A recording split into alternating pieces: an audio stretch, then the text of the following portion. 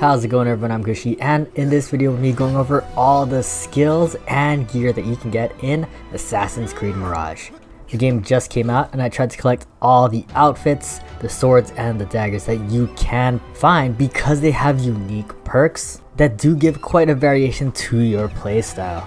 Now, the gear that you're going to be finding in the world, in my opinion, is going to have a lot more of an impact than the skills that you'll get in the skill tree. So I just wanted to give you guys a preview of the perks that they provide so you guys can plan your builds and get a preview of what they look like, because if you're like me, you gotta look cool while you're playing an assassin in Assassin's Creed. So without further ado, let's go over the gear and then we'll go over the skills, giving my opinions on which ones are the best. So out of all the gear they can get, there are 5 sets, meaning there's a matching outfit to a matching dagger to a matching sword. Each of the perks that you can get from the outfit, sword, and dagger pretty much synergizes well with each other, where you'll be getting similar bonuses or effects that proc from the same condition. The first one that we get out of the gate and at the beginning of the game is the Initiate of the Alamut outfit. This gives you the perk Silent Blade. Enemies hear 50%, 75%, and then 100% less noise emitted by Basim during assassinations. Next up, we have the sword, which gives us Sharpened Blade. After a successful parry, next attack deals plus 50% damage. And finally, with the dagger, we get aggressive defense. Parries deal plus 25 defense damage. Now, initial thoughts, the outfit doesn't have that much of an impact, because if you are assassinating enemies in a safe spot and away from other enemies, Silent Blade doesn't have that much of an impact. Now, the sword and the dagger are a lot more impactful, especially if you like parrying.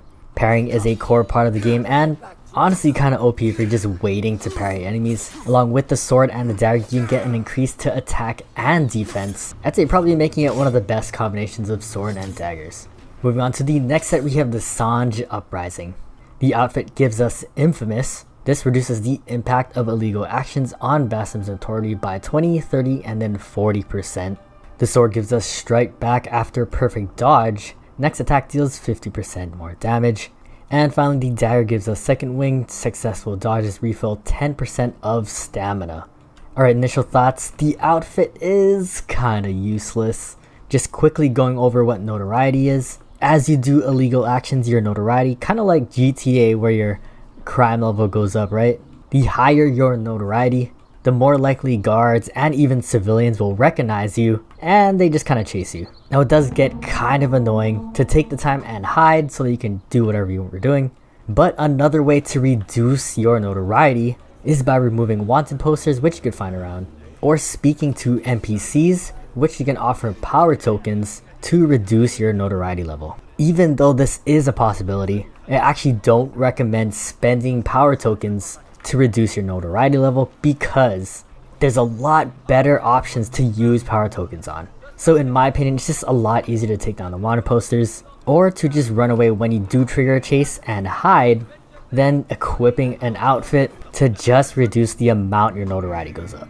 Moving on to the sword and the dagger, the perks are really focused around dodging. I'd say this effect is going to proc a little bit less since you really only dodge the unblockable attacks that enemies make. Unblockable attacks come out less often, and although you can dodge regular attacks, it just makes more sense to parry them. So I think the Initiate sword and daggers are just a little bit better than this one. On to the next set, we have the Abbasid Knight outfit. This gives us Lick Your Wounds. Basim regenerates 1, 2, or 3% health every 2 seconds while unseen, but only up to 50% of your max health. Unlike the other outfits, this is actually integral to match with the sword and the dagger. The sword giving us On Edge when Basim's health is lower than 50%.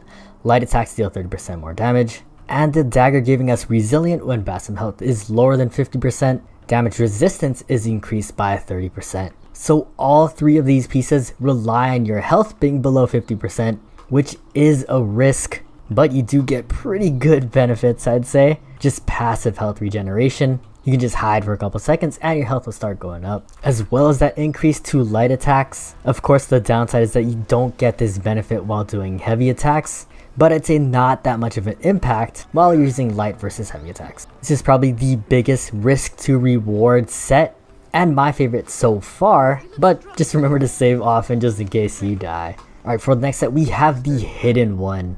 The outfit gives us Deadly Moment. Focus chunks fill an additional 5, 10, or 15%.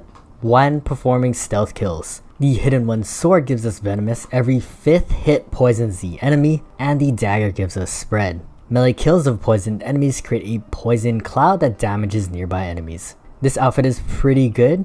What your focus is used for is mostly the mark and execute mechanic that we have in the game. This is probably one of your best abilities to take out groups of enemies without using your tools, which spend resources which you have to find later on.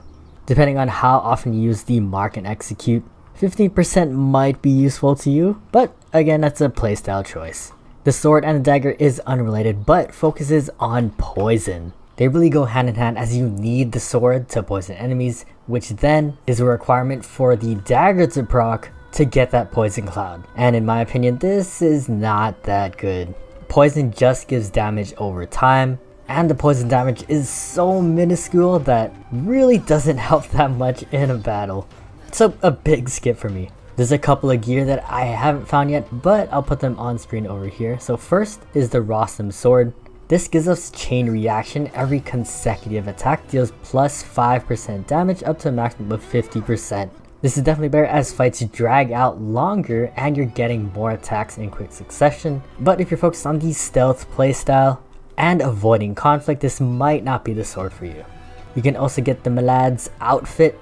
This gives us Forgotten Terror. Successful air assassinations set off a flash of lightning to disorient bystanders within a 15-meter radius. Without trying it, this could be useful if this disorientation makes it so that you can chain assassinate multiple enemies. This makes it super useful in taking out groups of enemies, but of course you have to have the high ground getting those air assassinations. Next up, we have the sword called the Shamshadeye Zombarengar. Sorry if I butchered it, but it gives us the blood price. Maximum health is lowered by 50%, but damage is increased by 50%. So very similar to the Abbasid Knight sword, but instead of a 30% damage to only light attacks, you get a flat 50% buff to all attacks. In my opinion, best sword in the game right here. And finally, the last item that I know of is the Samsama. This gives us lifesteal. Every 5th hit heals Bastard for 10% of his health.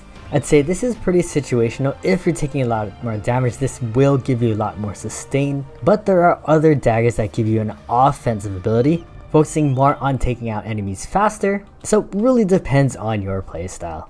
Alright, finally moving on to the skills. I'm going to quickly go over all the skills. I'll just fast forward as I highlight over each of these skills, not talking over them. So feel free to pause the video if you're interested in one or the other to watch the video or read the description. If you want to skip ahead, I'm going to go over the best ones in my opinion that you absolutely need to be picking up first.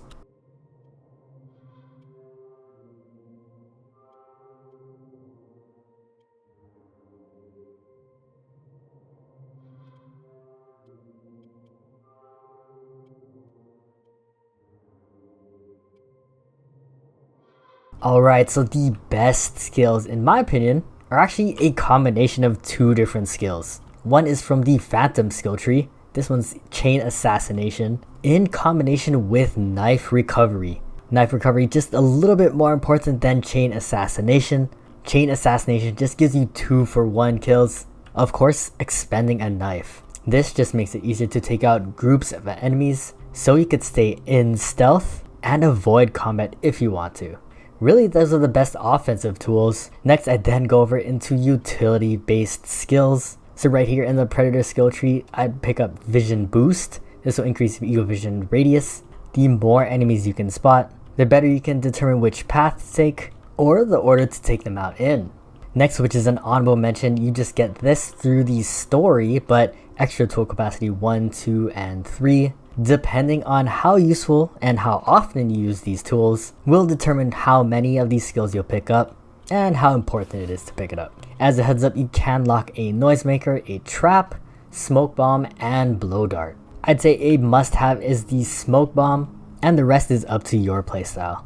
Finally, some quality of life nice to have skills are Auto Collect. Sometimes when you're clearing areas, spending that couple extra seconds to loot bodies sometimes makes you open to being noticed, so this is pretty handy. And Pickpocket Master. This just makes it easier to pickpocket. To me, I just find that mechanic of pickpocketing kind of annoying, so another alternative is just to go into settings and turn on auto pickpocket. But with that, that's everything you guys need to know about Assassin's Creed, all the skills and gear. Let me know in the comment section down below if I missed any or if you found any more. If you found this video helpful, please drop a like as it helps us out, and subscribe as we're going to be putting out a bunch of other Assassin's Creed Mirage videos. As always, I'm Gushy. Thanks for watching. Hope to catch you in the next one, and GG's.